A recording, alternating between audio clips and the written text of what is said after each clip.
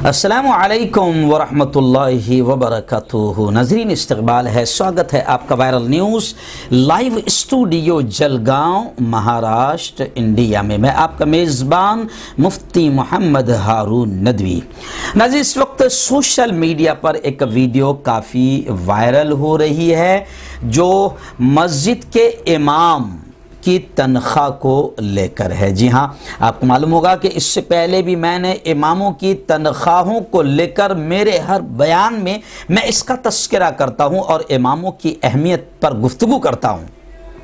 और इससे पहले मेरी एक वीडियो खूब वायरल हुई थी और हमेशा वायरल होती रहती है, जो मैंने ताजमहल की मस्जिद के इमाम की तनख्वाह का तस्करा करते हुए कहा था। वो मेरी वीडियो काफ़ी वायरल होती है और मैं हमेशा इस मुद्दे पर बात करता हूँ कि आज मेरी कौम, मेरा समाज यानी मुस्लिम समाज में सबसे ज़्यादा कम पेमेंट अगर किसी की है, सबसे ज़्यादा कम तनख्वाह अगर किसी की है तो वो है मस्जिद के इमाम की, जिसके पीछे हम नियत बांधते हैं, नमाज पढ़ते हैं कि नियत करता हूँ इतने इतने रकात नमाज ख़ास वास्ते अल्लाह के, पीछे इस इमाम के नियत करते हैं हम लोग। और नियत करने के बाद में वही इमाम जो नमाजों को, हमारी नमाजों को अल्लाह के दरबार में पहुँचाने वाला गोया कि एक नुमाइंदा होता है।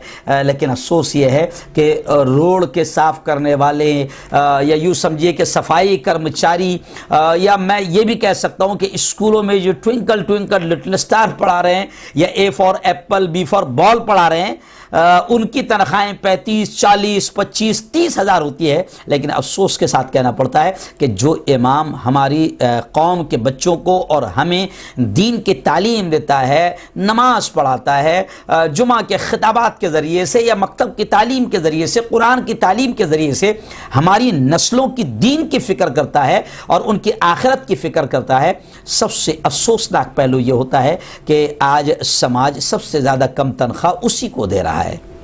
और उस पर ताज्जुब भी है कि अगर इमाम की तनख्वाह 500 रुपये बढ़ाई जाए तो 10-12 जो ट्रस्टी रहते हैं उसमें से 2-3 के पेट में बड़ा मरोड़ होता है, बड़ा दर्द होता है। 3000 इमाम की पेमेंट, 5000 इमाम की पेमेंट, ये सदर साहब, ये मस्जिद के मुतवल्ली साहब, ये मस्जिद के जो ट्रस्टी बैठे हैं, इनके घरों में 3000-5000 रुपये का सिर्फ दूध आता है।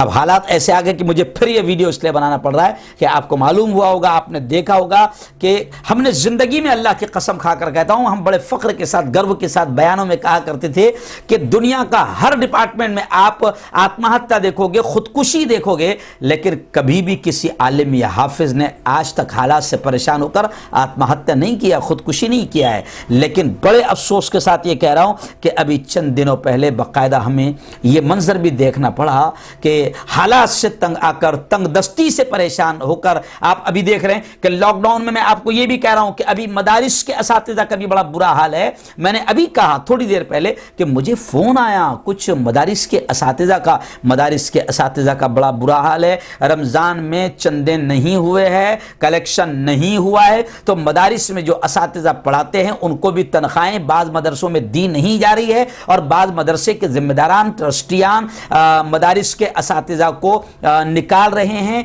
और यूं समझिए कि माजरत कर रहे हैं कि अब आप छोड़ सकते हैं। तो हालात बड़े बुरे हैं मदारिस के असातिज़ा के भी, जो हमारी नस्लों को हाफिज और आलिम बनाते हैं, दीन सिखाते हैं, और मस्जिदों के इमाम की भी लॉकडाउन की वजह से बहुत सारी चीज़ें यूँ समझिए कि हालात आ चुके हैं। ऐसे वक्त में मैंने देखा और पूरी दुनिया ने देखा कि अब हाफिज कुरान ने भी आत्महत्या की है। ऐसे वाक़यात भी सामने आए हैं। इसलिए मैं ख़ास तौर से इस वक्त ये अपील कर रहा हूँ। एक वीडियो सुबह सुबह मेरी निगाहों के सामने आ गई, इसलिए मैंने स्पेशल ख़ास तौर से इस पर बोल रहा हूँ कि मसाजिद के इमामों की तनख्वाह कम से कम कितनी की जानी चाहिए।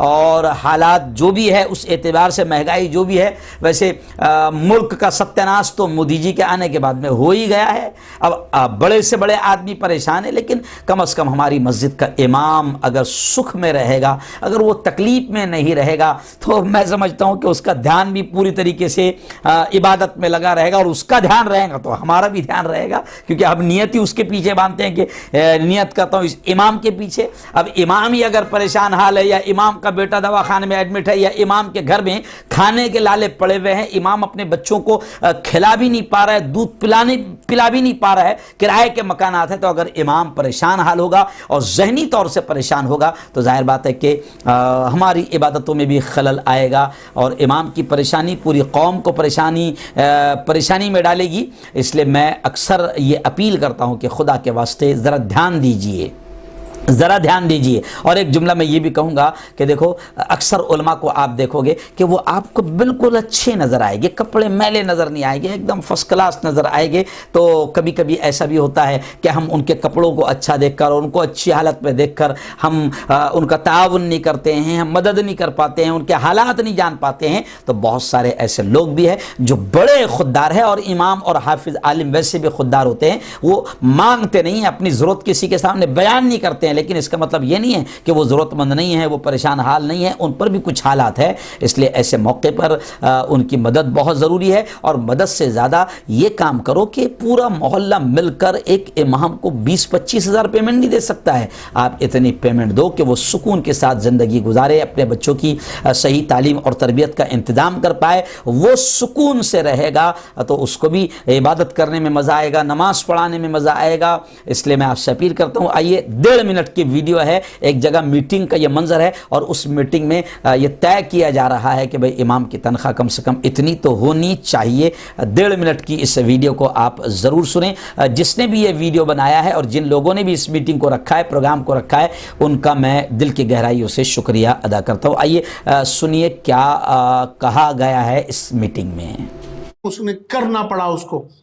बहरहाल मैं आज आपके इस मौके पर यही कहना चाहता हूं कि शुरुआत करिए अपने से, हम नहीं खुद से इसको।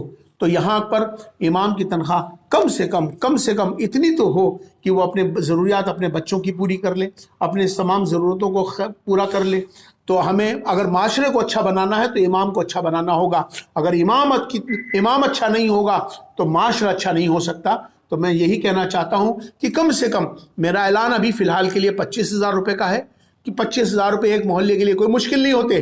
500 रुपये, अगर एक घर से 500 रुपये भी इकट्ठा करके मोहल्ले के इलाके के लोग इकट्ठा हो जाएंगे तो 25,000 रुपये कोई मुश्किल नहीं है। इसकी शुरुआत इस मोहल्ले से होनी चाहिए, इस जगह से होनी चाहिए। अगर इमाम खुश होगा, इलाका खुश होगा, अल्लाह की बरकतें आएंगी।